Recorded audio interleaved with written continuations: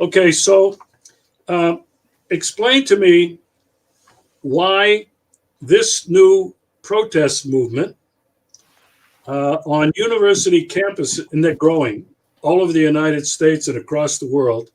The protests are growing on street corners in America, on the streets of major cities in countries around the world. Uh, Social media is flush with information about what is happening with this genocide of Israel on the people of Palestine. Tell me about why this scares them. A couple of reasons. Number one, because we can start with because of the people that are involved in the protest, and that is the kids in college. It's it started at Columbia University, which is considered an elite university, and this is where they train the next generation of they what they see as the young neoliberal globalists. Right? They're going to train these young people to think like them, to act like them, to see the world like them, and it's very disconcerting to them to see that the next generation is not on board with what they're doing. It's very horrifying and upsetting to them. They understand that that the reality of the U.S. foreign policy is starting to come home, and people are starting to understand it. For a long time, I've been saying, that most Americans, certainly we've got an element in America, as most countries do, that are what I would consider fascist. But most Americans are not, bloodthirsty maniacs. And if people knew the foreign policy of the ruling elite, they would reject it. And what we have now is simply the Americans finding out, discovering the foreign policy of their ruling elite, being able to get through the propaganda. It's now so obvious and blatant, and saying, well, this is immoral and I don't like it. It horrifies the ruling elite to think that they'll get pushback for what they do, that this could grow. It's interesting. Caitlin Johnstone had an article talking about or exposing some of the things that were said by some people who are in the intelligence / ruling elite class. And they said, if we lose this intellectual argument, then we won't be able to deploy our armies anywhere. They understand that these young people are they're the so-called cannon fodder. These are the ones that they'll have to draft and they'll have to send abroad to fight. So that's a problem if this spreads amongst young people. They understand, and this is an important one, I think. This is really, really important, and I think this may be the big one. One of the things that's going on now is that this is now starting to be not just an anti-war a protest, not just an anti-genocide protest, but kind of a protest against the immorality of the ruling elite, right? We're seeing kids now say, if there's a celebrity or somebody that we thought, Jerry Seinfeld, whatever, somebody that we thought was a member of the ruling elite, somebody that we looked up to, the upper crust, if we find that they are supporting this, we're going to cancel them. We're going to stop following them. We've had some celebrities lose, literally millions of followers, right? So now it is transforming into pushback against the immorality of the ruling elite, against the decadence of the ruling elite. And they are horrified by that because it's bad enough that it's anti-war. But what's really bad is they're realizing the immorality and the decadence of the ruling elite, and they're pushing back against this. Well, how can the ruling elite continue to dominate, continue to buffalo these children into, worshiping them, supporting them, saying, I want to be like them, if the kids and and people start to discover what they really are? And I think they're horrified at the future, based on the fact that they can't bamboozle people anymore. They can't fool them anymore. And they don't know how to react. So their tendency is always to react in a violent manner. I want to point out that it's not just the young people. There are a lot of people of my generation who grew up protesting against the Vietnam War and everything else since then, who are also part of this burgeoning movement. And they're aware and they're educating each other about what's really going on, which you've made really clear. Now, you made a reference to the article that Caitlin Johnstone wrote, but you in your article, you quoted the Palantir CEO, Alex Karp, who came right out and said that those on the side of the protesters win the debate. If they win the debate, we lose the ability to wage wars. Garland, it's not you and me and Caitlin Johnstone who are speculating that these managers of the narrative are being terrified. It's right out of their own mouths. And you've given a couple of other examples. Oh, actually, no, that's not mine. That's Caitlin's article. I didn't write any of that, just so you know. Yeah. Okay.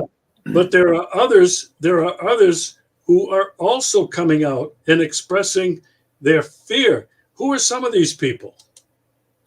Well, certainly the one guy is Alex Karp. He runs a company called Palantir. He said, well, runs it. He's the CEO. He's the head of this company called Palantir, which is nothing but a CIA operation. The CIA funds it, and they do tech stuff for the CIA. And he comes out and says, what's interesting, he says, if we lose this intellectual debate, again, that tells you something about the ruling elite. When I talk to people who oppose what's going on in Gaza, I don't hear an intellectual discussion about it. I hear a moral discussion about it. So to the ruling elite, it's an intellectual debate. It's about a narrative. It's not about right and wrong. It's about who can dominate and win the debate. And when they say an intellectual debate, they don't mean they don't really mean intellectual debate. Here's what I mean. When they say you disagree with them for one reason or other, they'll just say the words Hamas or the words anti-Semitism or something. They will not have an intellectual discussion of it. They will just use propaganda. They'll use bullying, etc. But they won't have a foundational moral discussion about right and wrong. Who's right and wrong? Okay, so we learn that, or we understand that the ruling elite people, the people who are the psychopaths and sociopaths who have these brutal foreign policies, they see everything from an intellectual perspective. How can I dominate you intellectually? And if I can't dominate you intellectually, how can I basically take a club and hit you in the head? How can I physically and kinetically dominate you and force you to do something? I'll send the police in, they'll beat up the students, they'll drag them away. Because when they say intellectual debate, to them, that really means I'll talk about it. And if I can't win the discussion, I'll use brute force. That is what they do in foreign policy. Country A do this. If country A doesn't do that, we'll use economic sanctions, we'll use physical attacks, and we'll use some kind of coercion to make you do this. The people out here are protesting it. And this is really the battle now. The battle on one side is how can we have a narrative and make arguments that win and force you physically to do what we want. The article on the other side is simply moral. It's not about who's Jewish or who's Palestinian or who's has the best argument and how we can finagle these arguments so somebody comes out on top in a debate on a stage. No. It's about, to most people that are looking at it and saying, well, I see lots of children being killed. I see families being blown apart. I see violence against innocent civilians. Morally, that's wrong. Doesn't matter who the two sides are. Morally, it's wrong to slaughter men, women, and children. So we've got a moral debate against all of us out here versus a so-called intellectual debate against the ruling elite who are inherently immoral. You can't have a moral debate with people who have no morals, who basically play whoever has the most power, wins. That's the game that they play. And so in Zen, we have a saying, the shark and the tiger can never fight, for they have no common ground, right? They can't fight back against us because they don't have a moral argument. And so we push our argument. So it becomes really true democracy.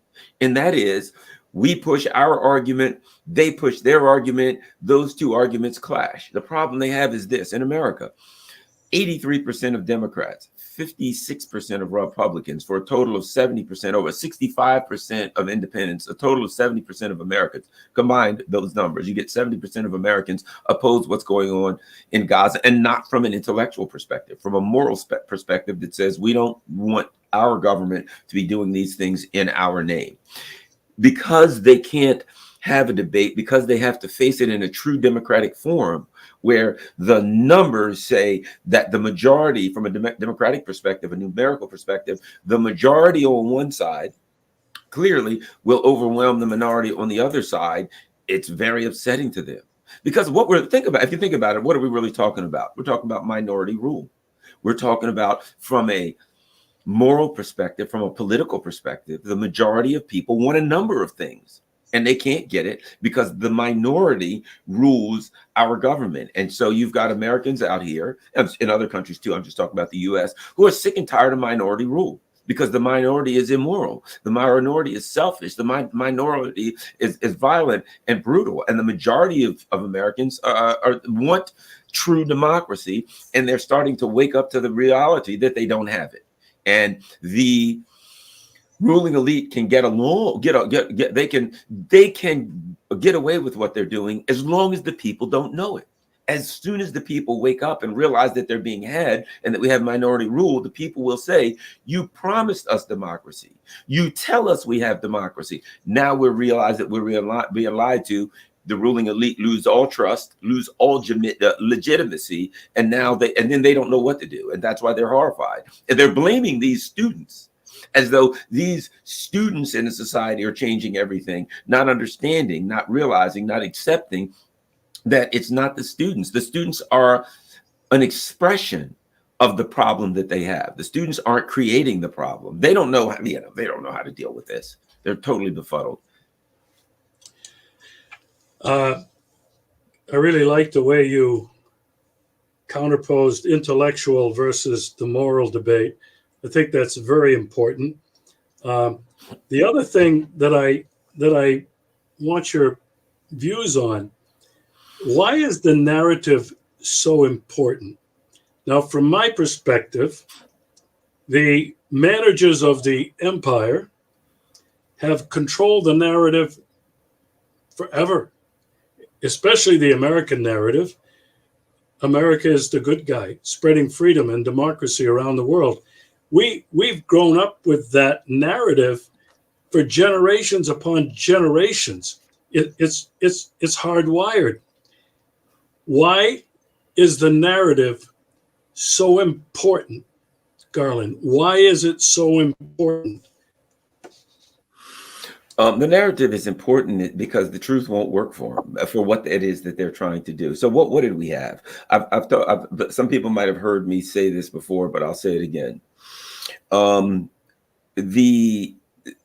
For decades, let's say since World War II, the US would go around the world stealing people's stuff. They wouldn't just build an industrial base, an economic base based on what we can do and how we can do it and our ingenuity and our hard work, blah, blah, blah. A big part of our economic base was, let's go to Africa and steal their stuff and overthrow their country. Let's go to Latin America. Oh, they've got bananas with the United Fruit Company. We'll overthrow the government so we can get the cheapest bananas. Oh, wait a minute, they've got this in this country. Let's overthrow the government. Let's do this and that so we can steal stuff, so we can dominate. We can use things like that. Now, back home, the people were like, well, we're living pretty good. The ruling elite would say, of course you are, because we're smarter and better and more hardworking than everybody else. They didn't really say, well, one of the reasons that you're living pretty good is because we're stealing people's stuff and we're getting cheap stuff and we're making big profits off of it. Because they could have still had a strong industrial base, as we see in Russia and China and other countries. They're not going around robbing and stealing, but they still have a good, strong industrial base. But it was the nature of the ruling elite in Europe and the US to do this. This is who they are. That's what they've been doing for centuries. That's what the Vikings did. Okay. It's a very cultural thing. The British Empire. Okay.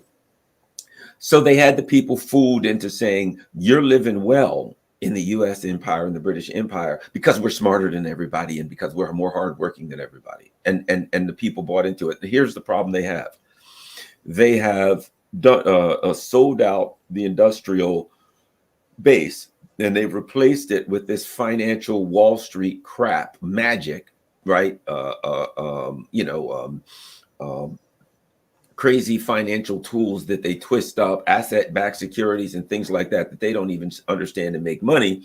And the money comes in on Wall Street and the people don't see a part of it. So what's happening is the privilege that people were getting from living in the empire, right? You're living good because we're smart. Well, we're not living good anymore. Our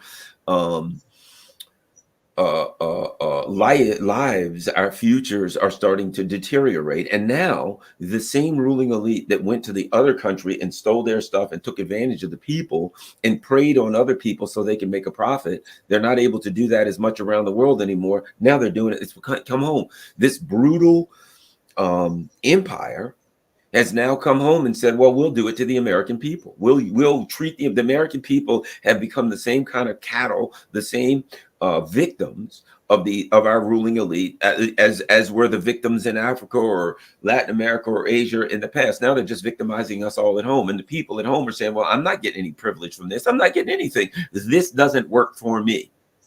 And the ruling elite, the only thing they know is, what did they do if they went to Guatemala or whatever country and they said, we want your bananas and you won't give it to us? And the people in Guatemala said no. They overthrew their country. They killed people. They brutalized them. They used the most brutal repressive methods they could. And then they took the bananas anyway. Now, the American people are finding out that these same ruling elite are saying, okay, do what we want. And when the American people say it's not working for us, we don't like it, they use the same methods. They don't have another option. So they are trying to maintain a narrative that worked for them for decades. It only worked because the American people's lifestyle was high enough that the American people would kind of get a bribe, right? The American people would say, well, at the end of the year, the government has a $2 trillion budget. What part is mine? How much do I get out of it? Do I get my roads out of it? Do I get my schools out of it? Do I get healthcare out of it? What part of this pie do I get as a citizen? But what their narrative allowed them to do is never discuss how the pie was baked. So Americans would say, yeah, this is a pie. We got $2 trillion. I want to make sure I get this in my community, in my neighborhood. Bring home the bacon, they said. In other words, I want to make sure my congressman goes to Washington, D.C. And when they come back, they say, in our community, we're getting a new bridge. We're getting a new school. We're getting a new this. Okay, we're getting a 1% raise in Social Security. They were like, yay, my part of the pie. My member of Congress brought home the bacon. They brought me something home, right? Now, particularly when it comes to this issue in Israel, Americans are finally having the opportunity to, as they say, see how the sausage is made.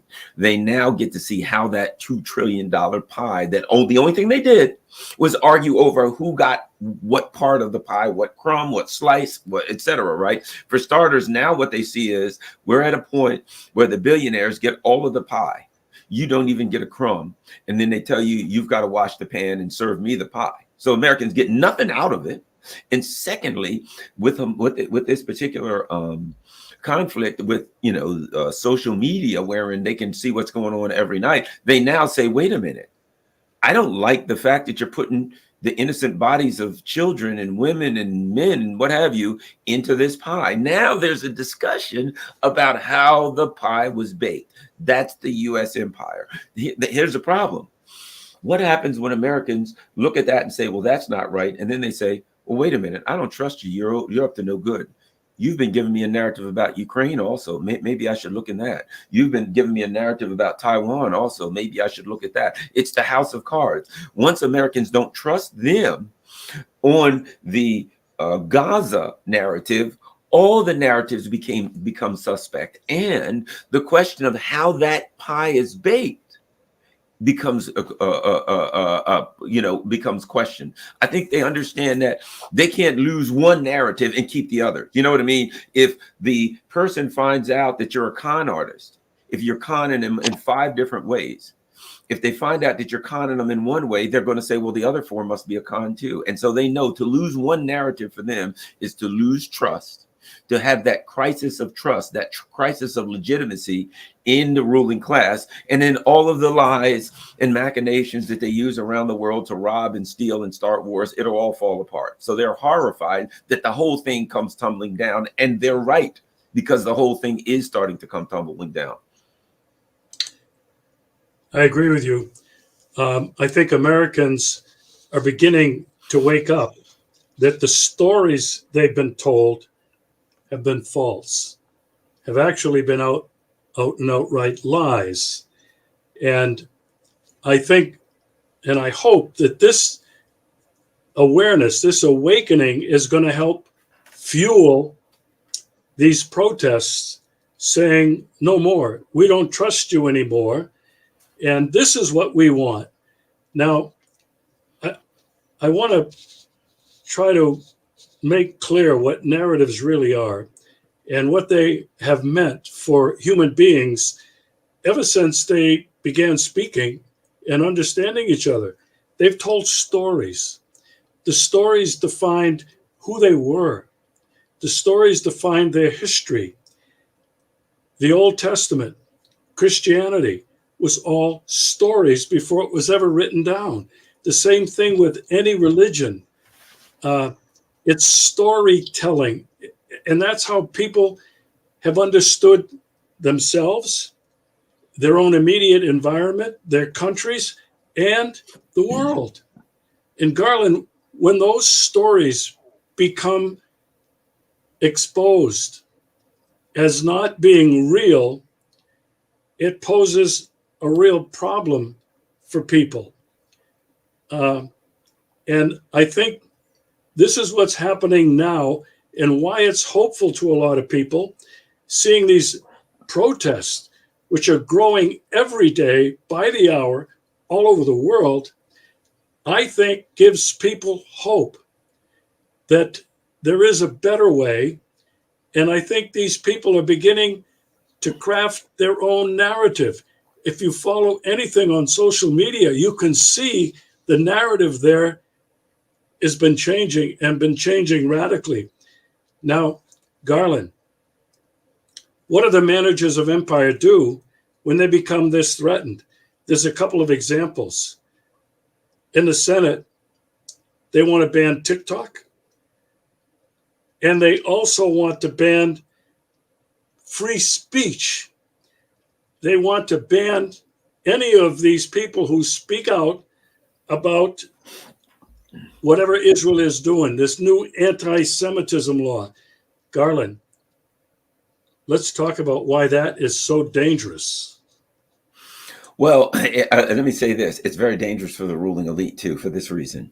You know, I've said, and one of the people put this in the chat, the difference between privileges and rights. Okay, so what we are taught certain things. We have these rights. We stand up for our rights. We have freedom in our country. That country over there doesn't have freedom, but we have freedom, right?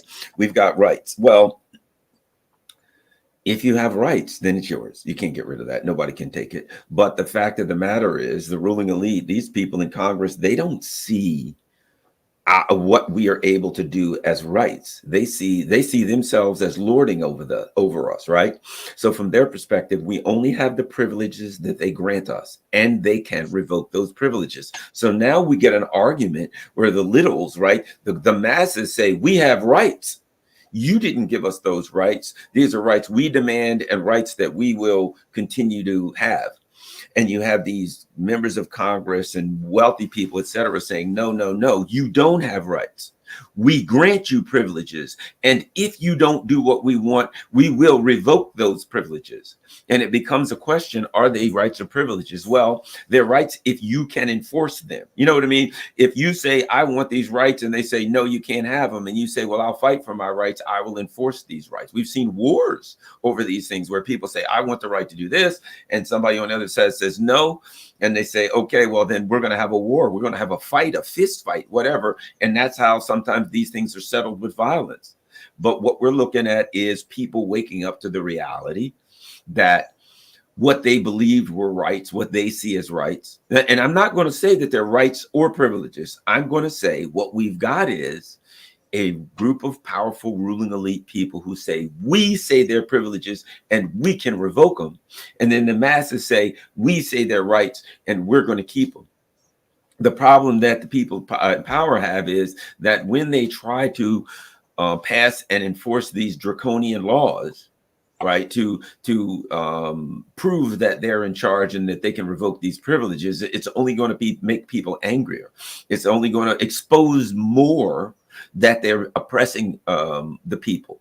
And so again, they make error after error. They make mistake after mistake. You know, it's kind of like the West with Russia.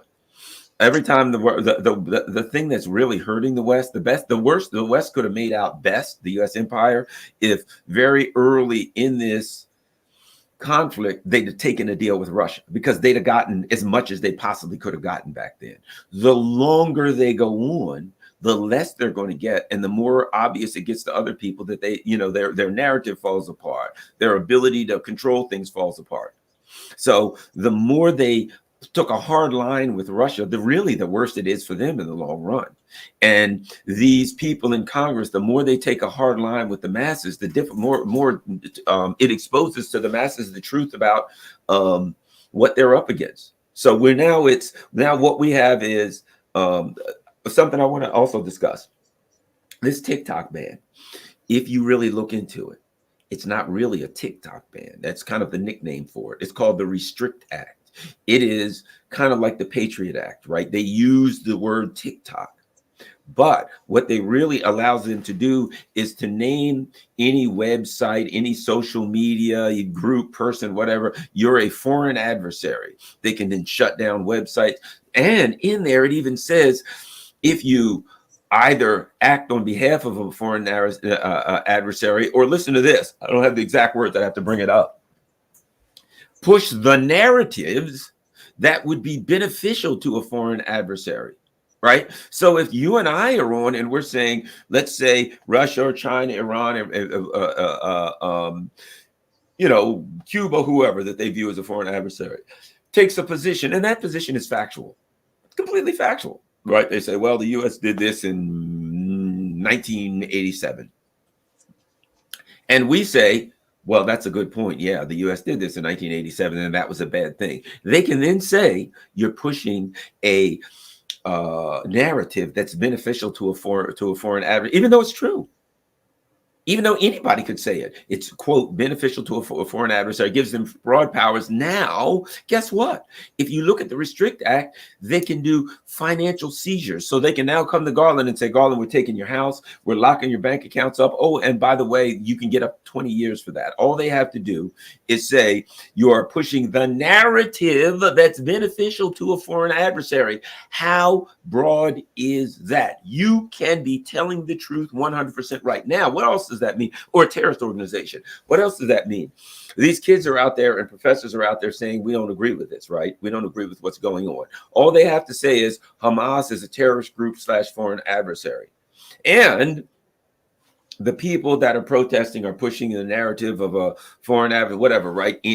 They could shut down all of the people that are protesting, everything, shut down everything they have online, lock up their bank accounts, take them to jail, give them 20 years, you name it. So it's setting up the expansion of the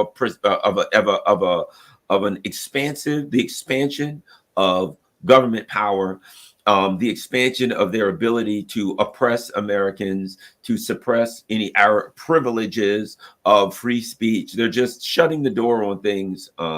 So bottom line is that I think it's important to understand that it's not really a TikTok ban, that it is that it is a restriction of all of our speech, and that it gives them broad powers to attack anyone they want to for saying true things. We got a couple lawsuits going on now with the TikTok ban. Certainly, we've got the company that's doing it saying, interestingly enough, saying the Restrict Act, no, we're not going to sell it to an American. We'll let it shut down first. I'm glad to hear that. I'm glad to hear that. I'm glad to hear they're saying we're not going to shut down our TikTok. We'll let it go out of business before we'll sell it to an American. I'm glad to hear that, because part of the plan, of course, is we'll get them to sell this to an American. See, they're not mad because TikTok sends their stuff over to China or China use it. They're mad because they control these other, so the intelligence community controls these other social media operations, and they don't control TikTok. So they want some American to buy it, and then they'll have complete control over TikTok. They got a lot over it now, but they want all of it. So they're angry about that, and they want to take it over. We also have now, I understand, these TikTok influencers, people that make money off TikTok, make videos. I know people that make videos where they use AI and fun stuff and cool stuff and change clothes into different colors and things, right? And they make money off of the views. I mean, it's a great ingenious thing for young people or anyone to be able to do. Great. Somebody can make a few dollars. They're suing, saying that the government is infringing upon their free speech and their right to make a living. So I think we're going to be looking at a lot of lawsuits. If in fact it gets to a point that it closes down, man, they're going to infuriate the 30 and under. If it happens, I hope it doesn't happen. But if it does, then I think the ruling elite will be really sorry they did that, because that's something else that would expose them. And it all goes back to, again, what? Narrative control. It always comes back to they are losing control of the narrative, because what they're doing is obvious and out in the open, because they are desperate. They're losing on all fronts, and they can't afford the illusion of democracy. They can't afford the illusion of rights. They can't afford the illusion that European countries are independent and sovereign anymore. All of these illusions are being dispensed with, which is simply waking up the people. You know, the other thing that is exposing their fear, their terror of losing control, is what we see happening with sending in the police, threatening to send in the National Guard, and they're coming in like fascists. Extreme violence on these students.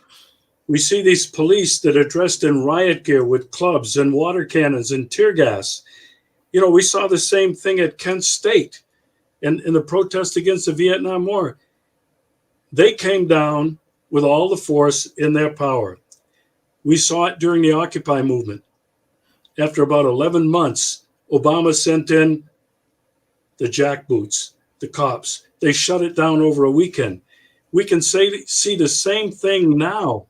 This fascist behavior, which is complete total control, using everything they have, as you mentioned, and we've been talking about, Garland, the media, the laws that they're trying to enact in this country, and using this extreme, obscene violence on innocent kids. And Garland, I want you to talk about this a little bit, because it really makes me very angry that what the narrative that they control are saying that these kids are violent. And it's actually these paid instigators. And you and I know it. They're paid by Soros. They're paid by the CIA. They're paid by whoever, IPAC or whatever these organizations are. They did the same thing in Kiev in 2014 to create violence out of a peaceful movement. Your comments. Couple of things, and this is the history of the U.S. empire. I mean, you can go back to the civil rights movement. If you remember Martin Luther King, and what they would do is they would, on Sundays after church, they have all of these people come out of church, all these black people that were upset over the apartheid policies, and they would march in the street in their church clothes. So they were dressed, they had suit and ties on, they had white shirts, they had dress clothes, they had their children, their wives. They'd march down the street and say, hey, they may sing, a hymn or something, right? Absolutely innocent people saying we're unhappy with what they do. They came out with water cannons. They put dogs on them. They beat them. They mistreated them, right? Then that was in the 60s. Look at as you said, 60s and 70s. The students came out. Nonviolent protests. Hey, we don't want this war. We don't want to go over blah, blah, blah. What do they do? As you said, attack them, beat them, you name it, right? The history of the U.S. is they use the velvet glove, and as soon as they see that doesn't work, they go right to the iron fist. They start off, do what we say, please. The problem is if you say no, they say, okay, then we're going to attack you and beat the crap out of you. That's what they do. And as we always talk about, that's what they do overseas. That's their only move. The only difference between the difference between U.S. foreign policy and U.S. domestic policy is grammatical. There is no difference in the physical world. So what they do is they go to a country and they say, give us your oil, and the country says, well, no, we want our own oil. Okay, great. Then they come in and beat the hell out of you, blow you up, and they take the oil right at home. Stop doing this. No, we don't want to stop doing it. We think this is wrong. Great. Okay, fine. They do the same thing. They don't have other tactics. If you remember, during the trucker thing in Canada, what they do, they went up, hey, stop. They called them Nazis, every name in the book. And then they started using economic sanctions. We're going to lock up your bank accounts. That's economic sanctions. What do they do around the world? They use economic sanctions. Now they're using economic sanctions against their own people. They're using the same violence against their own people, the same economic sanctions against their own people, all of the things, the tools that they have, the arrows that they have in their quiver. That's the thing to understand. Watch what the managers of the U.S. empire do around the world. You can see what arrows they have in their quiver, right? And whatever arrows they have in their quiver that they use against Russia and China and Syria and whoever else ever ask, when they're challenged at home, they will use the same exact arrows. They only have a limited set of tools, and that's the set of tools they use. And now, one thing about ruling elite people and powerful and rich people, their biggest fear is always the pitchforks and the torches coming out. Their biggest fear is never away from home. Their biggest fear is always internal uprising. This is their grandest fear because they need the people on the street to work and feed their machines. They need the people here when they start a war to go fight it. They need the masses for certain things. And their biggest fear is that the masses won't be behind them and they can't get away with it. And so they have to pretend above it all above everything. They have to pretend that this is a democracy, that the bottom people, the people on the bottom, the masses, choose their elected representatives, and then those elected representatives go to Congress and then represent them. Once it becomes obvious that that foundational mechanism that defines a democracy is non-existent, the whole rest of the thing falls apart. Again, you notice I keep getting back to a theme, and that is they're terrified that the system that they've built to oppress people around the world, to dominate, being hegemonic around the world, that gives them their privilege, they are horrified that the whole system's going to fall apart because it's a house of cards. Right? They're horrified that the kids out here are going to start rejecting what they're doing, and that these protests will spread, and there'll be class protests where the working class are now protesting against their immoral and decadent rulers. They're horrified that people will realize that this is not a democracy, it's an oligarchy, and that people will push back and say, well, I'm not voting, and I'm not going to cooperate. I'm not going to do what you tell me to do. Maybe I'm not going to pay taxes. I'm not going to do this, that, or the other. They're horrified that this system that they built will be exposed. And the only thing they know how to do is beat the hell out of people to get it. They're trying to get the genie back in the box. It's too late. They're not getting it back in the box now. And meanwhile, they've got this Israel thing. You know what I think about this Gaza thing? The ruling elite are befuddled. And I'll tell you why. People like you and I have been saying for years, we understand what happened in Maidan. And we're like, well, look at what they did here. For God's sake, this was horrible. We know in Syria, all the people they killed. In Iraq, all the people they did. We know the history. In Indonesia, the 1 million people or whatever killed in 65. We can go throughout the years and show these horrific genocides that the U.S. leadership either was a part of or ordered, right? But a lot of Americans didn't know. And now from the ruling and the elite, they're like, well, we only killed 50,000 Palestinians or something here. That's, to us, that's a small genocide.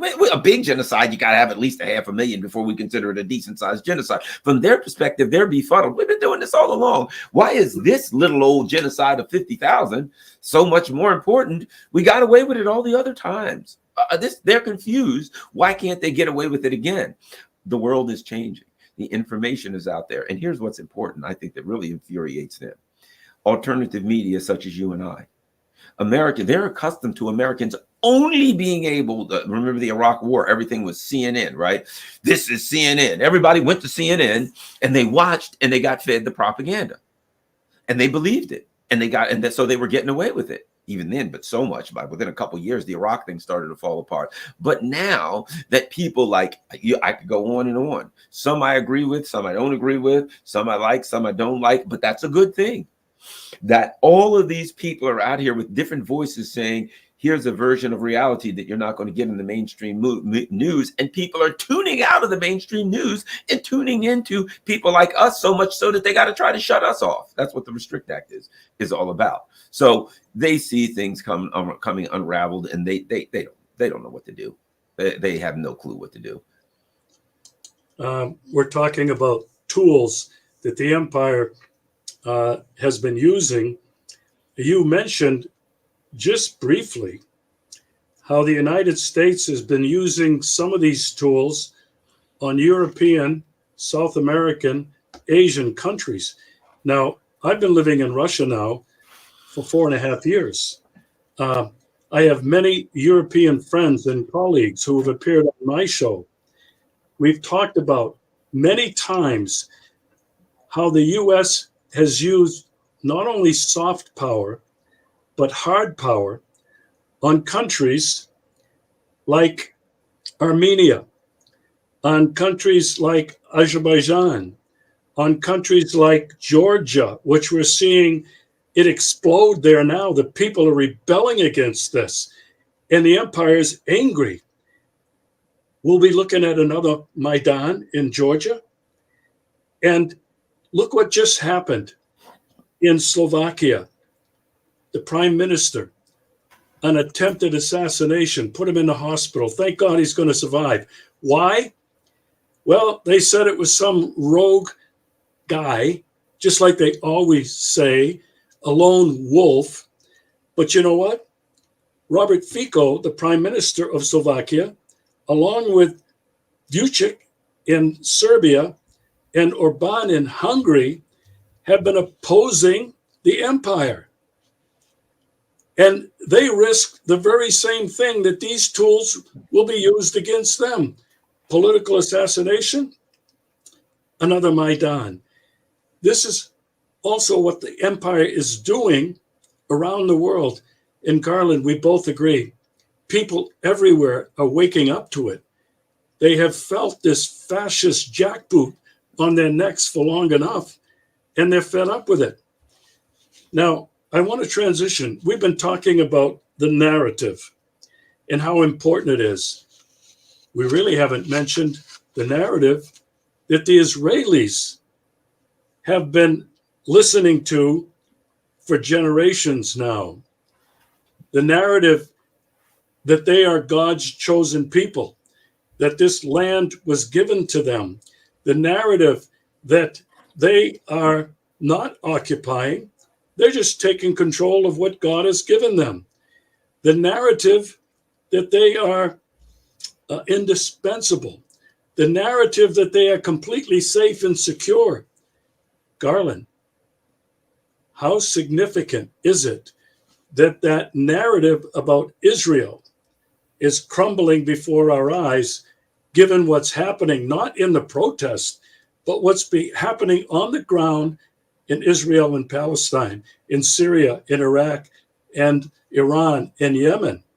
Your thoughts? Okay, let's talk about that narrative, because I'm glad you brought that up. There are two narratives, right? There's the esoteric and the exoteric narrative. The esoteric being the internal story that they talk about, and the exoteric now being the cover story, what they tell everybody else, right? So let's talk about, I would argue, three narratives.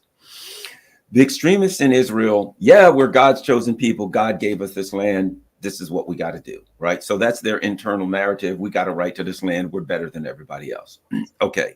You have an internal narrative amongst the neocons, amongst the U.S. empire people. That is, we got our, as Alexander Haig said, our unsinkable aircraft carrier. The narrative inside of DC is a different narrative. It is, we have to arm Israel, so we'll have all of these arms in this region where all the oil is, and we can control the oil, and we can respond, and we can intimidate people, right? So you've got an internal narrative in Israel that is of a religious nature. You've got an internal narrative in DC that's one of world power, right? Geostrategical. That's a geostrategic place. We're going to arm it. We can control that region, right? So those are the two internal, the two esoteric narratives, because really there's three narratives. Then there's the exoteric narrative. There's the cover story. What do we tell everybody else? Because we can't go to Americans and say we're doing this because they're God's chosen people, because a lot of Americans will go, huh? We're a theocracy now. They can't go in and say we're doing this for geostrategic advantage, because people will say, well, that's kind of inherently immoral. So the narrative that they give everyone else is a Zionist narrative that goes like this: Jewish people have to have a Jewish homeland or they won't be safe. You've heard recently Joe Biden said if Israel wasn't there, Jewish people wouldn't be safe anywhere in the world. Well, that's being exposed because it has some major holes in it. Let's start here. It inherently says, what Joe Biden is saying is my country is anti-Semitic and Jewish people wouldn't be safe here. Europe is very anti-Semitic and Jewish people wouldn't be safe in Europe. So the people that are arguing that they are defending the Jews and defending Israel are also arguing Jewish people are not safe in my country. They got to have Israel because we're terribly anti-Semitic here. We'll beat the hell out of them. We'll mistreat them. We'll kill them. And so they better go somewhere where they're safe. There's a contradiction there to say that you're here to help and save the Jews, but they wouldn't be safe in your country. They got to have their own country. Where people like us are like, I don't have anything against Jews or anybody else. Like they're perfectly safe. They can live next door to me, whatever. I don't care. It makes no sense to us, but the ruling elite have to have a cover story. So we're doing this for the safety of the Jews. That's fallen apart because a gigantic portion of the people who are opposing what's going on in Israel are Jewish themselves. So now we have Jewish people saying, I'm not going to go along with that. I don't agree with that. Not in my name, as they actually have an organization that says that. And here's the other problem they've got. They've opened a can of worms because a lot of people didn't know any history about Israel. They just knew what they were told. They may have heard of the 1967 orders, anything like that, right? But now all of these people are starting to look into history of how it was formed and who's Theodore Herzl and what was the Nakba and all of that. And as more and more people start to look into the history of Israel, they're starting to say, well, wait a minute, there's some problems here. Wait a minute, this thing was never fair to the Palestinians and the people in the region.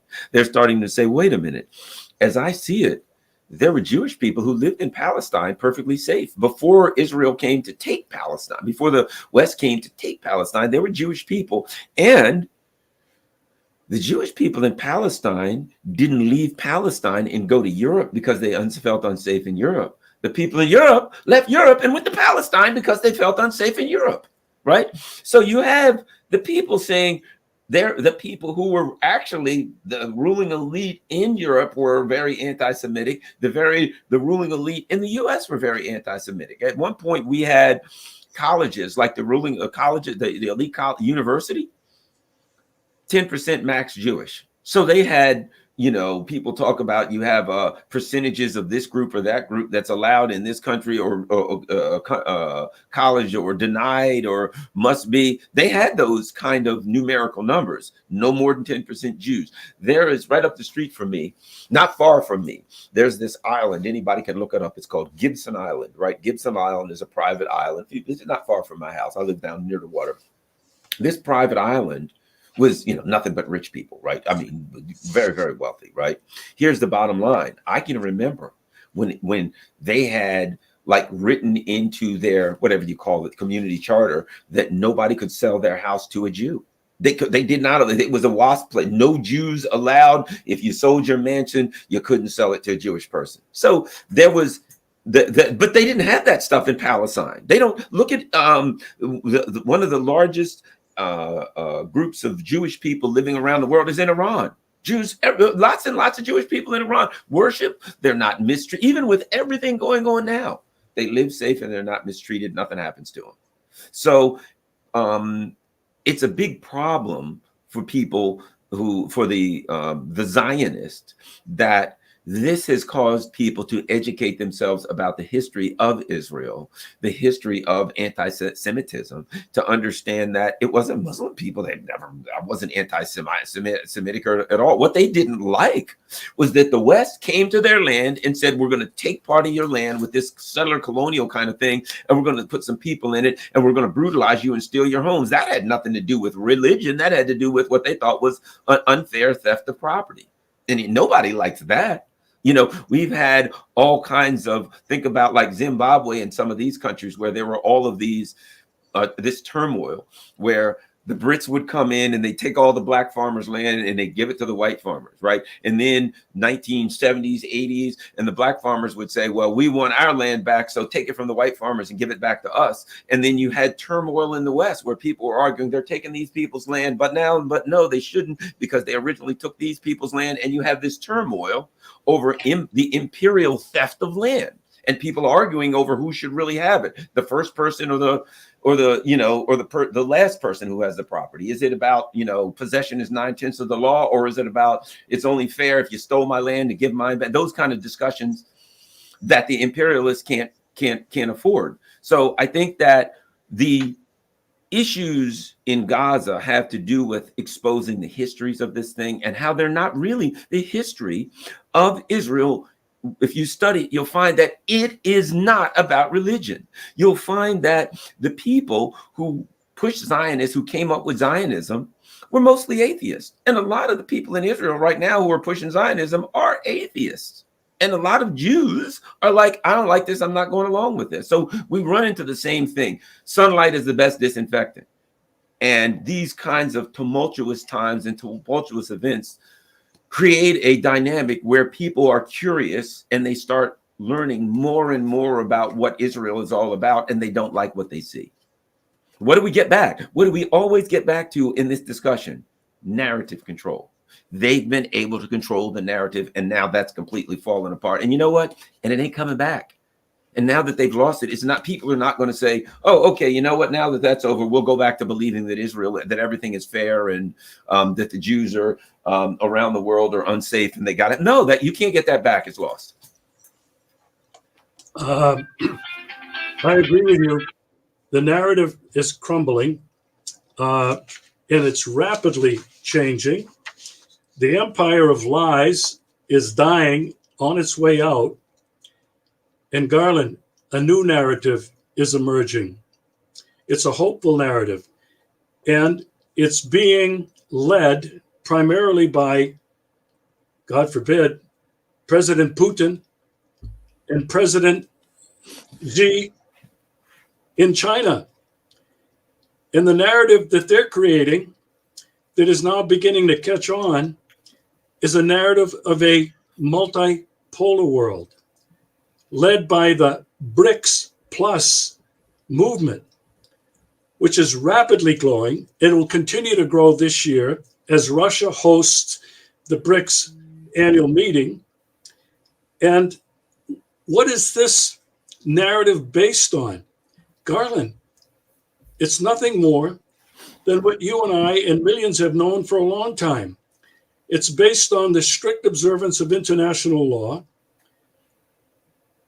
the principles of the United Nations Charter, the sovereignty and respect of all nations and all peoples, diplomacy versus confrontation and war.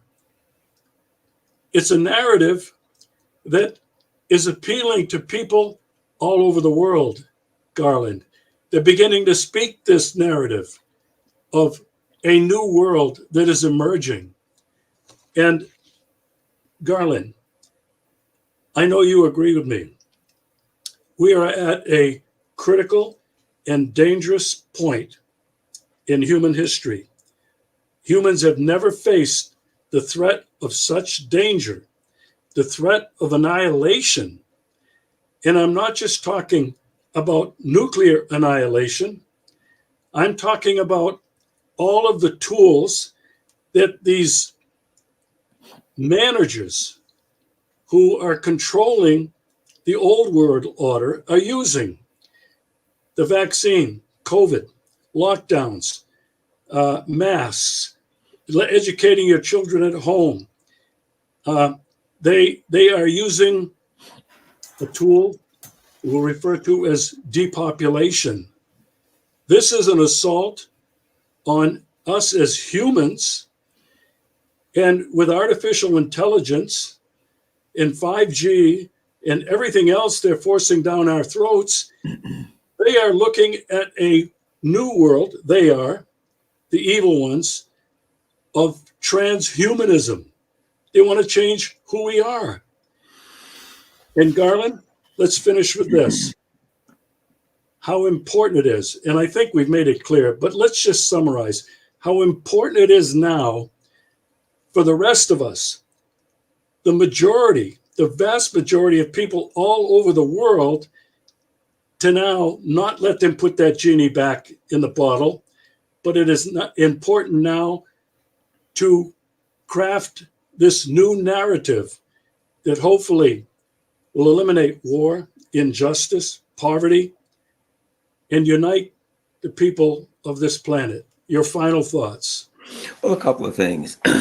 One of the things I've talked about, I've used this term, the term coalitions. I like to use that term. So basically, I've said what we've got the U.S. empire, which has a coalition, and we have what I'll consider the Eurasian-led empire, China, Russia-led. You could argue that there's South Africa. You could add some other countries in that, but overall, it's a Eurasian-led coalition, right? So that's what we have now. The U.S. empire understands that there is a Eurasian-led coalition. The Eurasian-led coalition, they just want to eat, as they say. They just want to survive. They just want to make it. They want to better themselves, and et cetera. Where you have the U.S.-led coalition that wants to dominate.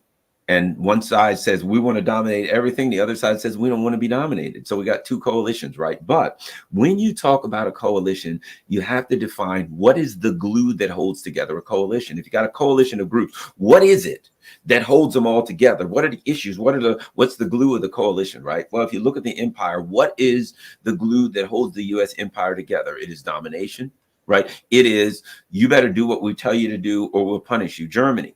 We want you to cut off your cheap energy with Russia. Well, we don't want to do that. Well, then we'll attack you and we'll bomb it and we'll blow it up. We'll blow up the Nord Stream pipeline, right?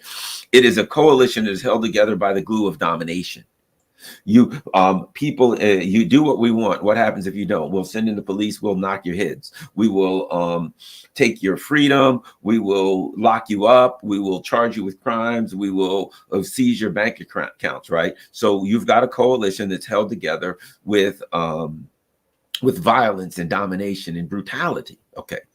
What is it that holds the Eurasian coalition together? Well, one of the things that holds them together, I mean, we can't deny this, is opposition to the other system, is fear that, hey, that other system, we don't want to live under a brutal, dominant power. So we want to, ironically enough, it is the brutality and the domination of the U.S.-led system that helps hold together the Eurasian system. The people in Africa, they're like, look, we've been mistreated by the French and the Belgians and all of these other people for so long. Don't tell us that the Chinese and the Russians are going to treat us bad. Nobody could treat us worse than you. And we got all of these natural resources and we're poor. And the people in the West, the leaders of the West want to say that the people in Africa or Latin America are poor because they're lesser, they're stupid, they're blah, blah, not as hardworking or smart. No, you're robbing us. That's like robbing. A criminal comes along and sticks some guy up, steals all his money and says he's poor because he's not hardworking. No, he's poor because you robbed him. Meanwhile, you have another coalition that wants to help together is held together by a mutual desire for advancement. We want to have a better country. We want high-speed rail. We want good prices on our food. We want to be able to have some freedom in our country. But that all of these things we want to even out so that we can survive. A perfect example, China, when it comes to this idea about freedoms.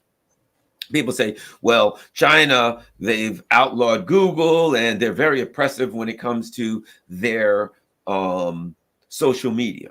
What choice do they have? One of the things that came out recently was under Donald Trump, the CIA had this operation. And what they were doing is they were in China and they were trying to use Chinese social media and they were online trying to undermine the legitimacy of the Chinese government.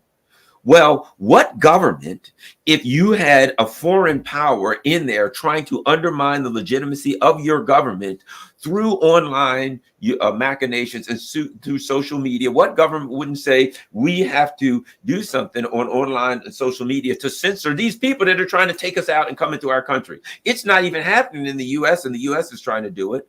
So when Georgia says, look, they're using all of these NGOs to take us out, we're going to have to have laws against the NGOs. And the U.S. is like, oh, you're violating the rules. Well, we do it. We do it. So you have countries that are reacting to U.S. cyber attacks and social media attacks, and the U.S. tries to interpret that as an infringement upon the rights of the people. And I would argue, unfortunately, they have to do this in some instances to try to safeguard. Russia has to say, we're not going to have people coming here on Twitter and these other social medias outlets and undermining the legitimacy of the Russian government. You can call it censorship all you want to, but what country wouldn't do that? To me, it's not censorship. It's a defensive act against the CIA coming into their country using social media. So what we have is a growing, and add this, if you look at BRICS, more and more countries want to go into BRICS. The coalition in the Eurasian-led coalition is growing. You have countries saying, I want to be in BRICS. I want to be in the Shanghai Cooperation Organization. You have a coalition that's attractive to people saying, hey, I can make money. I can sell stuff to China. I can sell stuff to Russia. I can make a deal with Russia and China. I can, right? So you have one coalition that's growing, that's expanding, that has, as they say in business, what is the term? Market insistence. People want your product. They want to buy. They're beating down the door to buy what you're selling. They're screaming, Russia and China, please let us into your coalition. We want to be a member of BRICS. On the other hand, what do you have? You've got Turkey like, I really don't know if we should be in NATO. They're treating us like crap. You got people like Orban and Fica in Slovakia saying, well, this isn't working well for us, man. Maybe we should go in another direction. You have one coalition that's shedding people, one coalition that everybody wants to get in, and one that a lot of people very quietly are saying, if I could get out, I would, except that the masters of this coalition are so evil, I'm afraid to try to leave them. Like the abusive relationship where the woman says, I want to leave this guy, but he's so crazy, I'm scared he'll try to kill me. That's what we've got here. I want to get out of the US-led coalition, but I'm afraid because they're crazy, they'll try to kill me if I leave. So what we've got is two coalitions, and the key is what the glue that holds the coalitions together, right? Which is a mutual desire for advancement in one coalition, and the other is to maintain minority rule within the U.S. coalition, right? The few oligarchs run the U.S. coalition, that's minority rule, and minority rule in the world, so that those few oligarchs that control the U.S. empire also want to control the entire world. So they're pushing for minority rule in their own venue, in their own coalition, and they're pushing for minority rule in the world. And that goes against the masses of people. And the global majority, as we now call the global South, are simply saying, it's not that we've chosen sides, it's that sides have chosen us. What person wants to get involved with the U.S. empire, wants to get involved with the British Empire, the French Empire, when historically all they've done is come in and kill us by the millions and steal our stuff? And we look at Russia. Historically, what did the Soviet Union do? They came in and they said, hey, we'll help bail you out and we'll arm you so you can fight the French and British imperialists. What did China do? They came into Korea to said, we'll come in and we'll help you kick out the U.S. empire out of North Korea. So these are countries saying, historically speaking, you've always oppressed us, and these people have been kind of on our side. And at least they haven't oppressed us. You know, one of the jokes that's said in America in the Black community is, why is it that you never find a Black person with a Chinese or Russian last name? Because the Chinese and Russians didn't enslave Black people. Black people's last names are the people that enslaved them, right? Black people came over here, and like whoever the slave owner was, you walk away and they say, okay, you were owned by Mr. Smith. Your name is Garland Smith now. That's where your name came from. But you don't find Garland Chin or, you know, Garland whatever Putin. Why? Because the Russians and the Chinese didn't go around enslaving people. I'm not saying that historically there weren't empires if you go back 500 to 1,000 years and that borders didn't expand and contract, sure. But we're talking within the last few centuries. We're talking within the context of how people see the empires today. in the context of how they're going to be treated and how can they advance themselves. And there's no poor country in the world that looks at the US empire and says, an alliance with them will advance the interest of us. Every one of them looks at China and Russia and says an alliance with them will advance our interest. And so you have market insistence versus market rejection. People saying, I don't want to buy what the US is selling anymore. Oh, please, I want to get in this coalition because I think I can get some benefit out of it. Garland, quite a discussion. Can't thank you enough. Look forward to doing it again. This has been a very interesting show. You obviously have a lot of followers. There's over 1,200 people, I guess, that were tuned in, and they're all of your faithful fans. Take care, Garland. We'll see you again soon. All right. Thank you very much. Certainly appreciate the invitation.